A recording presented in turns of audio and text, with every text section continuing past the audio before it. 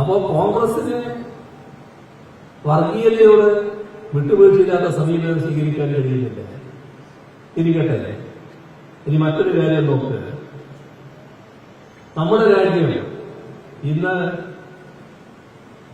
ഏറ്റവും അധികം ദരിദ്രരുള്ള രാജ്യമാണ്. ഈ രാജ്യങ്ങളുടെ ഒരു പട്ടിക തയ്യാറാക്കിയപ്പോൾ അതില് ദാരിദ്ര്യത്തിന്റെ കാര്യത്തിൽ 105-ാം സ്ഥാനത്താണ് നമ്മുടെ രാജ്യം. എന്തുകൊണ്ടാണ് ഇങ്ങനൊരു അവസ്ഥ വന്നത്? സ്വാതന്ത്ര്യം കിട്ടി വർഷങ്ങളിങ്ങനെ പിന്നിട്ട് പോകുമ്പോൾ നമ്മളെ മുന്നോട്ട് പോകില്ലേ വേണ്ടത്? പിന്നോട്ട് എല്ലാവരും പോകുന്നുണ്ട്. ദരിദ്രരുടെ എണ്ണം വർദ്ധിക്കാനും വേണ്ടത്, കുറഞ്ഞു വരികയല്ലേ വേണ്ടത്? അവരെ ദരിദ്രാവസ്ഥയിൽ മോചിപ്പിക്കാനല്ലേ കഴിയേണ്ടത്? പക്ഷെ ഇവിടെ സമ്പന്നർ കൂടുതൽ സമ്പന്നരായി, പാവപ്പെട്ടവർ കൂടുതൽ പാപ്പരിലേക്കപ്പെട്ടു. എന്തുകൊണ്ട്? അവിടെയാണ് നയത്തിന്റെ പ്രശ്നം വരുന്നത്.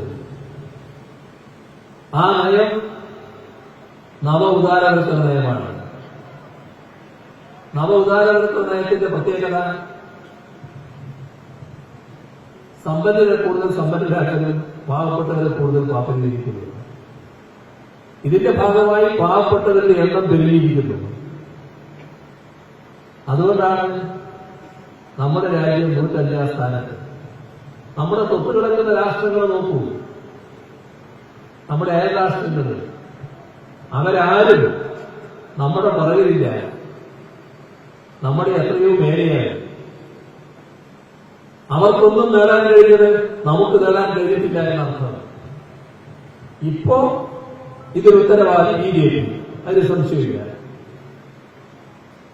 എന്നാൽ BJP മാത്രമാണോ ഉത്തരവാദി?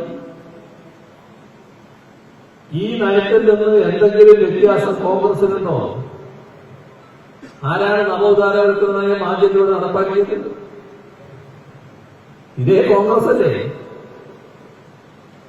ആ നവോദാരവൽക്കരണ നയം നടപ്പാക്കിയതിന്റെ ദുരിതമല്ലേ ഇപ്പൊ അനുഭവിക്കുന്നത്? അത് കൂടുതൽ തീവ്രമായി BJP നടപ്പാക്കുന്നു. കാരണം കോൺഗ്രസിന്റെ സാമ്പത്തിക നയത്തിൽ നിന്ന് ഒരു വ്യത്യാസവും BJPക്കില്ല.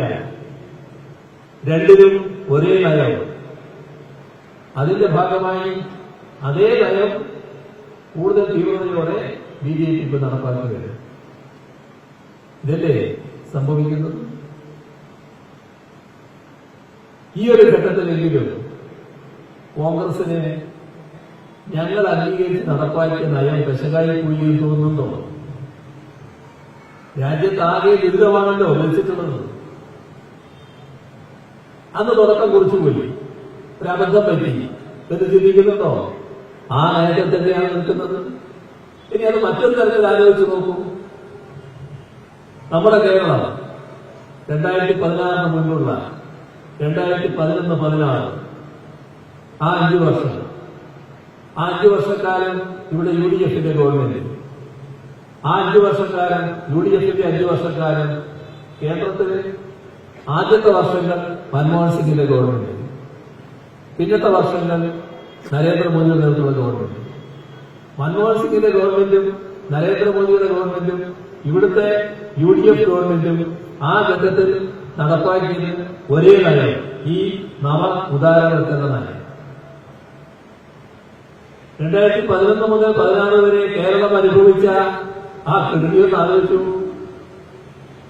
തകരാത്ത ഏതെങ്കിലും മേഖലയുണ്ടായിരുന്നു? എല്ലാവരും ശപിച്ചു കഴിയുന്നില്ലേ? ഇപ്പൊ അധികാരമായില്ലല്ലോ. എത്ര വർഷത്തെ ജനിക്കുന്നു നമ്മൾ നോർത്താൽ ഓർമ്മകളുണ്ട്.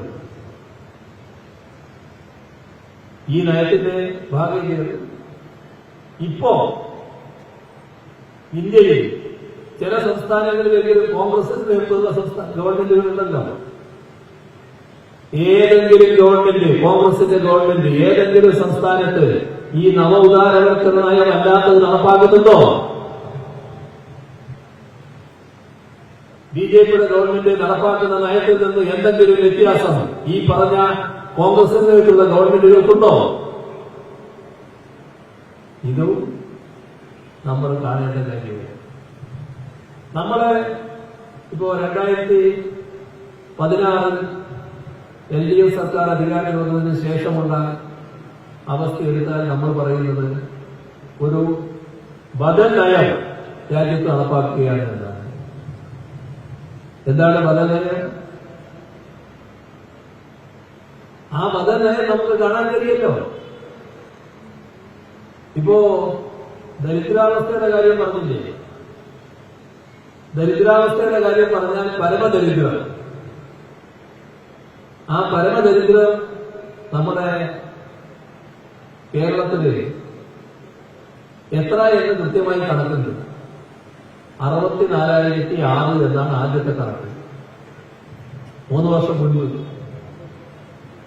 ആ കണക്കനുസരിച്ച് 0.7%.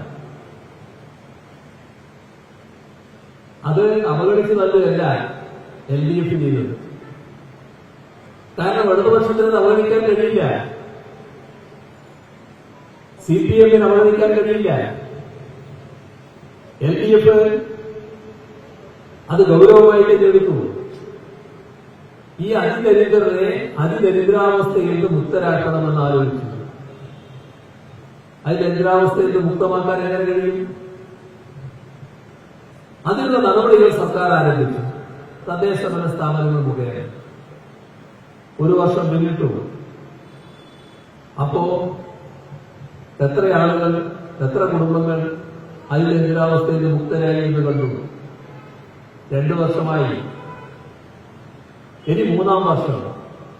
ഇപ്പോ എല്ലാ തദ്ദേശ ഭരണ സ്ഥാപനങ്ങളും ആ തദ്ദേശ ഭരണ സ്ഥാപന അതിർത്തിയിലുള്ള ബാക്കിയുള്ള കുടുംബങ്ങളെ അതിദരിദ്രാവസ്ഥയിൽ നിന്ന് മുക്തരാക്കാനുള്ള നടപടികൾ സ്വീകരിച്ചു പോവുകയാണ്. 2025 നവംബർ 1 സംഭവിക്കാൻ പോകുന്നത്, ആ നവംബർ 1 കേരളം ഇന്ത്യ രാജ്യത്ത് അതിദരിദ്ര കുടുംബങ്ങൾ ഇല്ലാത്തൊരു സംസ്ഥാനമായി മാറിയെന്ന് നമ്മൾ പ്രഖ്യാപിക്കുന്ന അവസ്ഥയാണ്.